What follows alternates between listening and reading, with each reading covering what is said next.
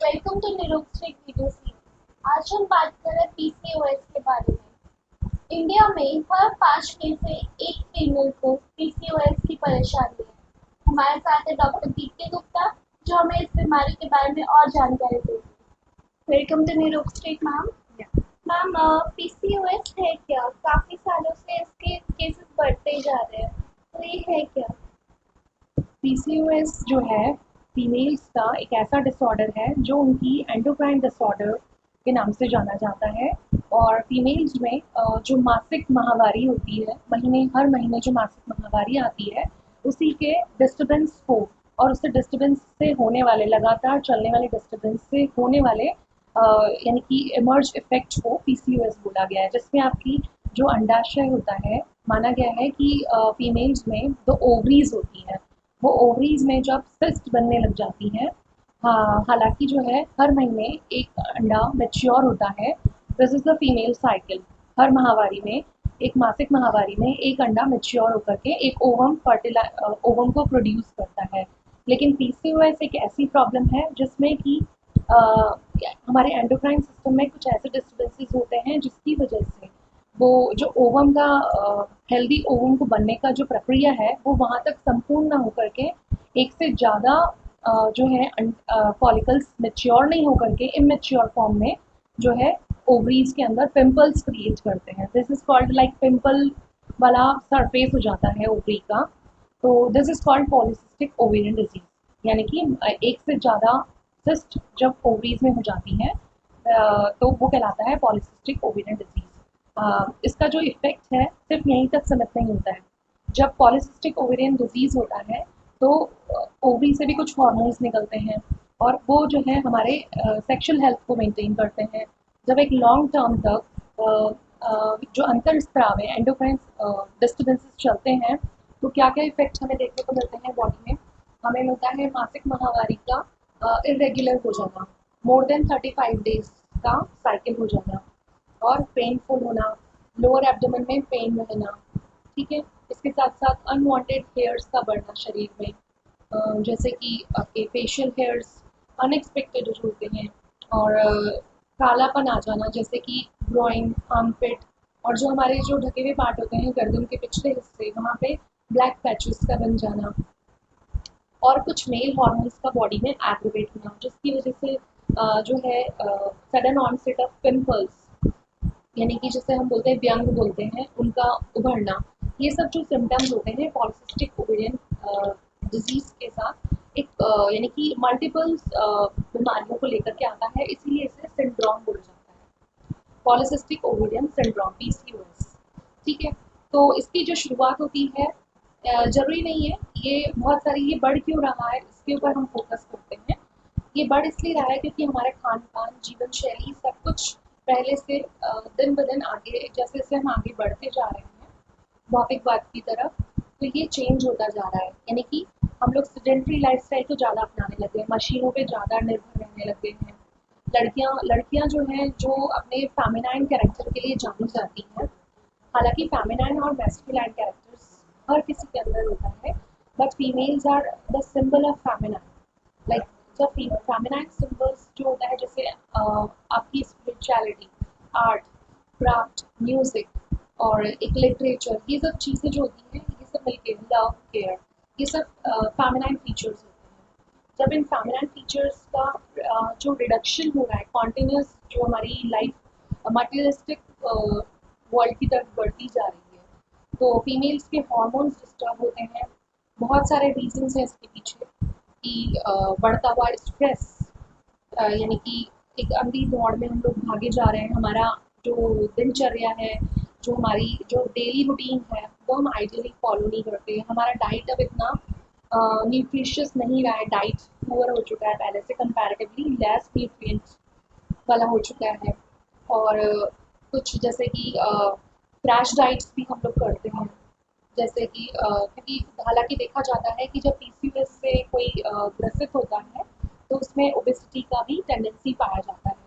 ये multiple syndromes वाली जो डिजीज़ है, ऐसा नहीं है कि इसके सारे सिम्टम एक पेशेंट के अंदर पाए जाएंगे, लेकिन इसके कुछ कैरेक्टर्स मिलते हैं, जैसे ओबेसिटी, हिर्सुटिज्म यानी कि अनवांटेड यानी कि मेल हार्मोन्स के बढ़ने की वजह से बॉडी में फीमेल्स में मेल कैरेक्टरिस्टिक्स का डेवलप होना, और इसके साथ साथ अनवांटेड हेयर्स होना, blackening of like armpit areas को होना, पीरियड्स का डिस्टर्ब होना, और पीरियड्स का स्कैंटी होना, और यानी कि हर महीने जो एक ओवम रिलीज होता है वो रिलीज कई बार नहीं होना, एन ओव्यूलेटरी साइकिल्स का होना, जो हर मासिक स्राव में हर महीने एक अंडा रिलीज होता है, वो अंडा रिलीज नहीं हो रहा है तो क्या हो रहा है कि आपको इनफर्टिलिटी की तरफ बढ़ रहे हो आप, यानी कि ग्रोइंग एज में रिप्रोडक्टिव एज जो मानी गई है 30-35 तक की जो ग्रोइंग एज मानी गई है, उस एज के अंदर फीमेल्स के अंदर मासिक माहवारी के साथ साथ स्कैंटी मेंसेस होना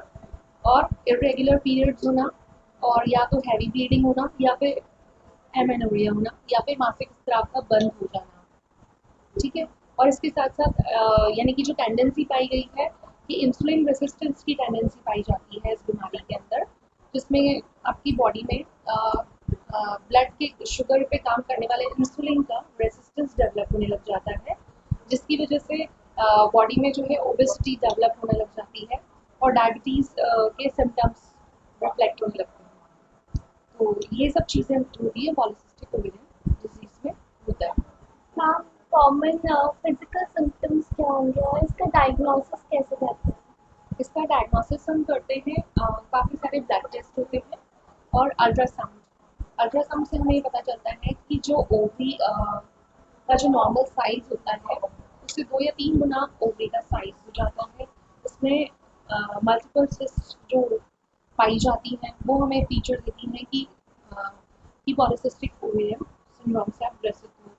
Scan will help in this condition. MRI also can done, but ultrasound will give you the idea कि आपको जो है इसका प्रॉब्लम हुआ है। इवन इसके अलावा कुछ ब्लड टेस्ट होते हैं, इंसुलिन रेजिस्टेंस के लिए हम लोग चेक कराते हैं। तो ये जो चीज़ें हैं blood test and USG will help in this situation. Ma'am, जैसे किसी को प्रॉब्लम हो रहा है और सिम्टम्स पीसीओएस के ही लग रहे हैं तो उसे कब डॉक्टर से कंसल्ट करना चाहिए?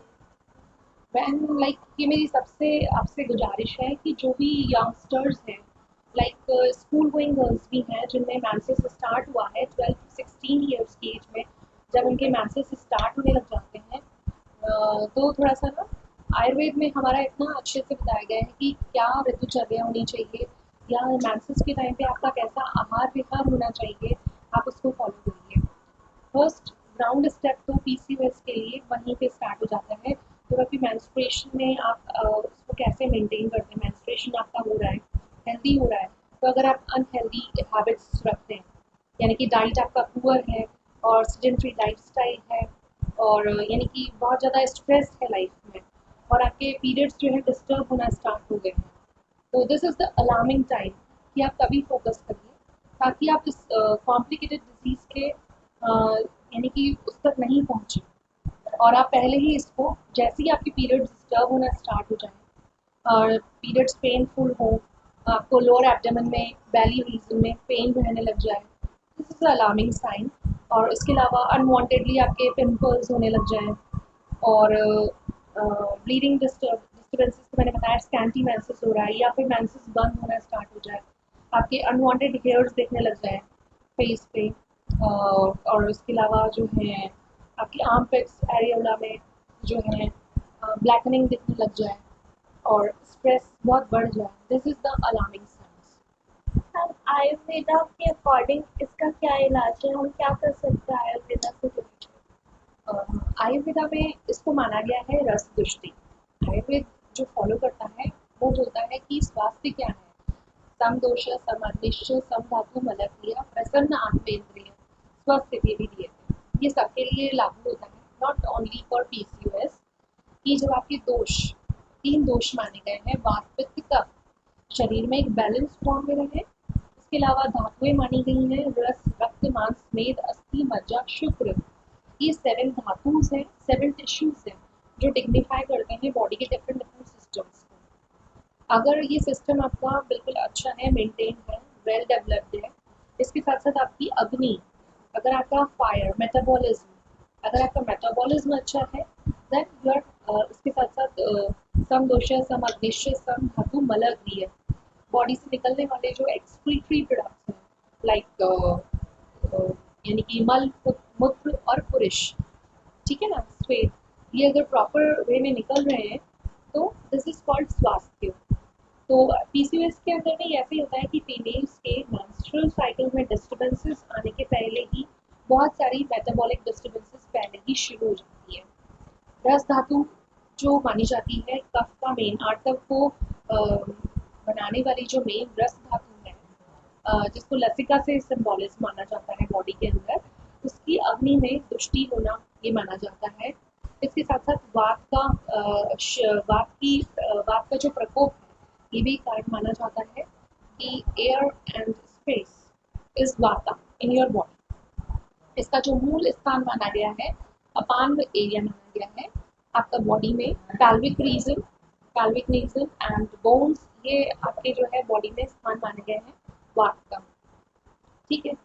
तो अगर आपका वात बैलेंस है, वात डिस्टर्ब होने लग गया है, रस धातु की दृष्टि हो गई है, तो कहीं ना कहीं आपके आर्तव में भी यानी कि जो महीने की माहवारी है उसमें भी कुछ डिस्टर्बेंसेस आना शुरू हो जाएंगे। तो यू हैव टू फोकस कि आपकी बॉडी में नेचुरल जो आपकी प्रकृति है उस प्रकृति के हिसाब से पंच महाभूत एक बैलेंस प्रोपोर्शन में हो, आपकी मेटाबॉलिज्म अच्छी हो और आपकी धातुएं अच्छे रूप से पोषित हो शरीर की।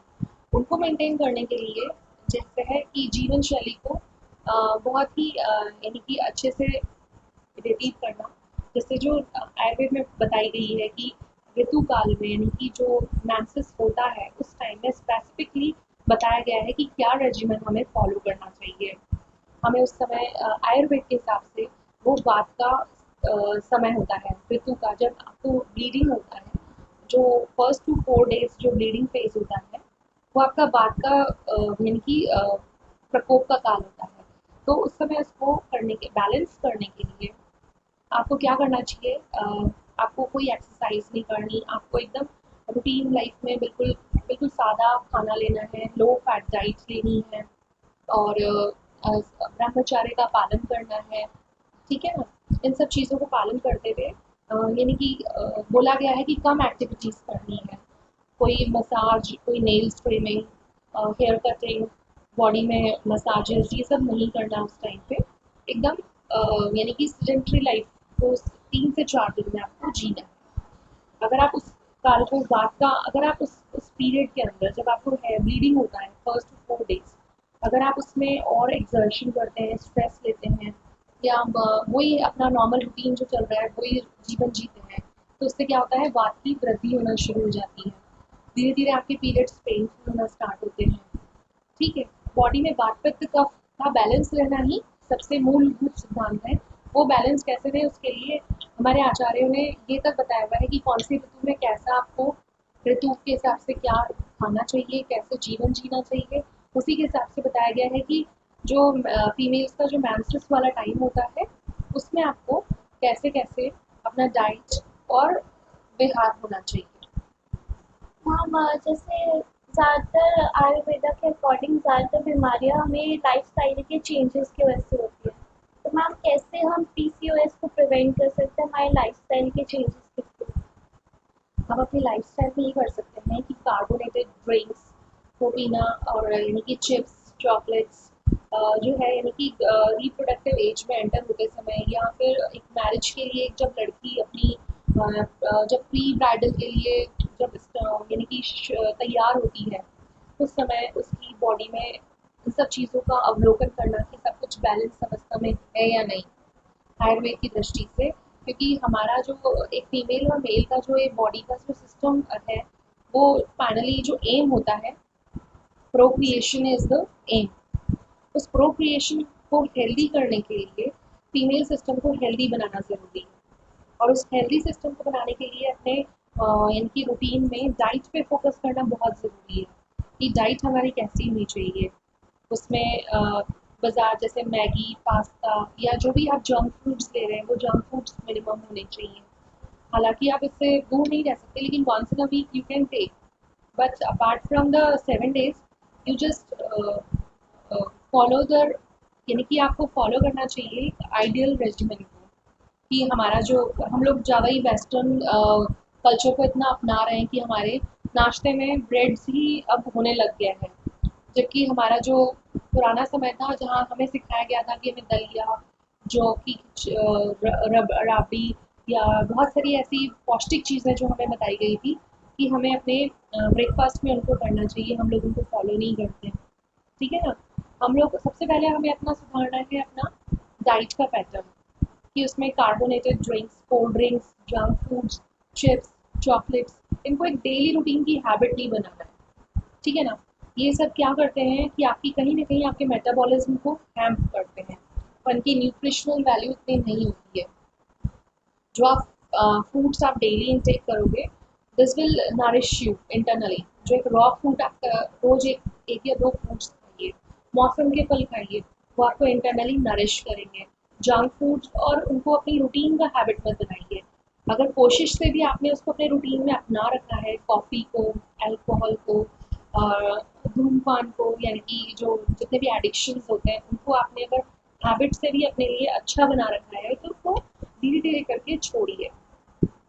लाइफस्टाइल को जैसे यानी कि आजकल क्या हो गया है आधुनिक वर्ल्ड में, females are more prone to work, like कि अधिकतर महिलाएं जो होती हैं काम करती हैं, वर्किंग वुमेन्स होती हैं, तो वो स्ट्रेस को कोप अप करने के लिए बहुत सारे एडिक्शंस को अपनाती हैं और बहुत फास्ट लाइफ होने से, समय के अभाव से वो बना बनाया पैकेज फूड पे को ज़्यादा प्रेफर करती हैं।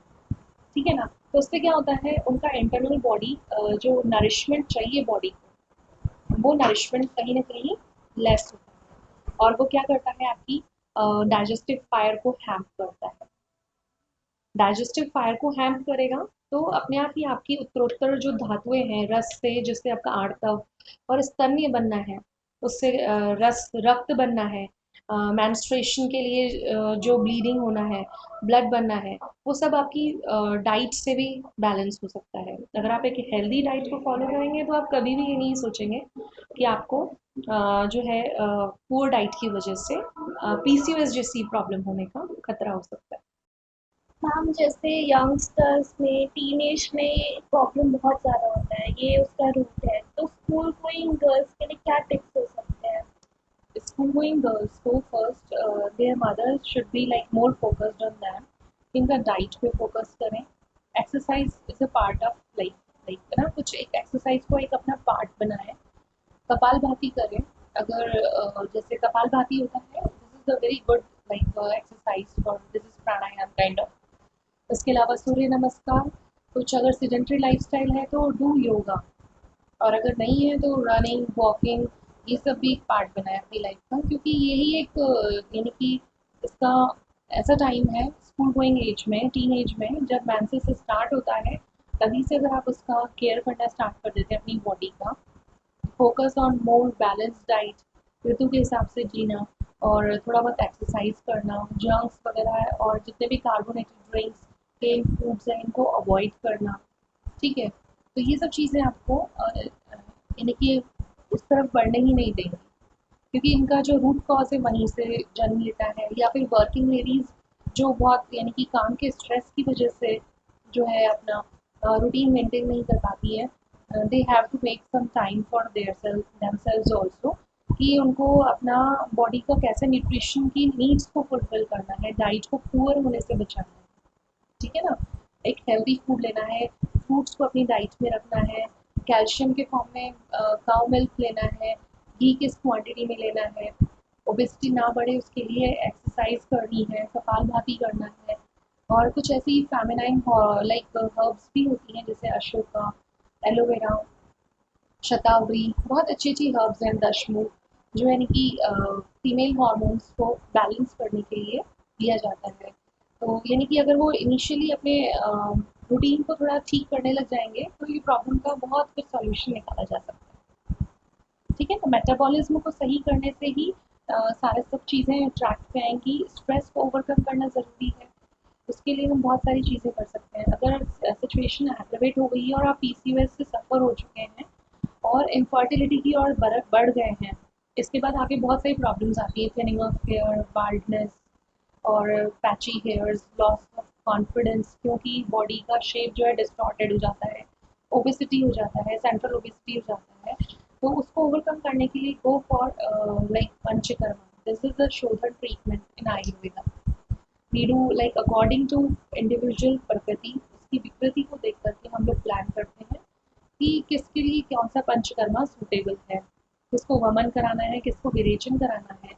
Instead of going parlours and spending lots of money on like beautification, और इसके लिए स्पेंड करने से बेटर है कि do some yoga, do some kapalbhati pranayama, do some exercise and give some time once in a while, go for the shodhana therapy. Okay, this will यानी कि internal body जितना क्लिनस होगा, मेटाबॉलिज्म जितना हेल्दी होगा, फेस आपका वैसे ही रिफ्लेक्ट करेगा. फेस आपका ना आईना होता है कैसा आपका बॉडी है उसका, तो वो जब यानी कि इंटरनल बॉडी अच्छी होगी तो अपने आप सुंदर भी दिखेंगे.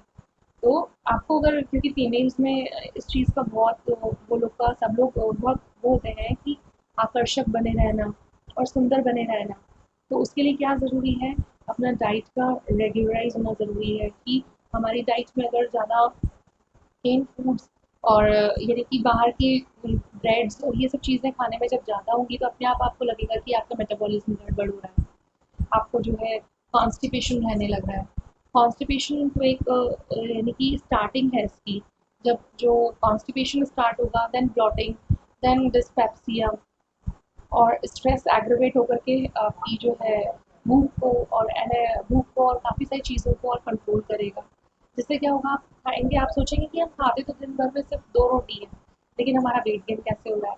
तो यू हैव टू फोकस कि डाइट हेल्दी करने से पहले बॉडी में जो पहले की आम अवस्था है, टॉक्सिन्स की अवस्था है, उसको क्लिनस करना, देन उसको रिप्लेनिश और नरिश करना. ठीक है, अगर आप एक बार इससे सफ़र हो चुके हैं तो ऐसे घबराने वाली कोई बात नहीं है, इसका बहुत अच्छा ट्रीटमेंट है आयुर्वेद में. We generally prefers the shodhan treatment for like that. उसके लिए आपको यानी कि कुछ यानी कि स्पेशल आयुर्वेदिक चिकित्सक से परामर्श करके और गाइडलाइंस को फॉलो करते हुए पंचकर्म को करना होगा. और उसके बाद में काफ़ी हद तक आपकी एक्सरसाइज और डाइट एक रोल प्ले करेगी, प्लस आयुर्वेदिक हर्ब्स वो आपके साइकिल्स को मेंटेन करेगी. धीरे धीरे आपकी साइकिल्स मेंटेन होने लग जाएंगी, देन हेल्दी ओवम प्रोडक्शन होगा. हेल्दी ओवम प्रोडक्शन होगा, देन आप यानी कि इनफर्टिलिटी की तरफ नहीं बढ़ेंगे. ठीक है ना. लास्ट में और भी कई सारी प्रॉब्लम्स हैं जिसका सूत्र जो है पीसीओएस है. इससे आगे जाके कार्डियक प्रॉब्लम्स होती हैं, यानी कि इसकी जो रिस्क है, बहुत सारे यूटेराइन कैंसर्स जो होते हैं, इसी की एग्रीवेटेड अवस्था होती है. ठीक है, तो टाइम पे यानी कि सचेत होना सबके लिए ज़रूरी है. इसके लिए ज़रूरी है कि स्कूल में जो गर्ल्स मेनार्च यानी कि जिनका मैंसेस स्टार्ट हो चुका है, उनको हेल्दी गाइडलाइंस प्रोवाइड करी जाए स्कूल की तरफ से. कोई एक डॉक्टर जा करके यानी कि 6 मंथ्स में, 3 मंथ्स में उनको एक हेल्दी गाइडलाइंस दे कि हाउ टू लिव लाइफ. क्योंकि घर में अगर माता पिता अगर कुछ बच्चों को बताते हैं तो कई बार उनको बच्चे फॉलो नहीं करते.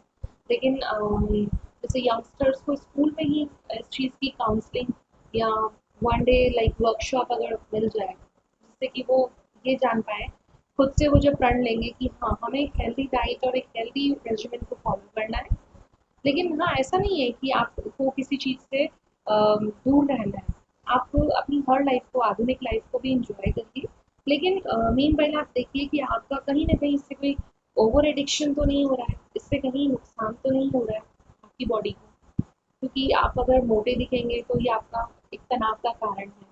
ठीक है ना. आपके हार्मोन्स डिसबैलेंस होंगे, जिस पे आप रोटी कम खा के या खाना कम खा के भी कंट्रोल नहीं कर पाएंगे. ठीक है, उसके लिए मेटाबॉलिज्म का पंच धातु अग्नि, जो 7 धातुओं हैं उनकी अग्नि, उनको बैलेंस होना ज़रूरी है, मेटाबॉलिज्म का सही होना ज़रूरी है.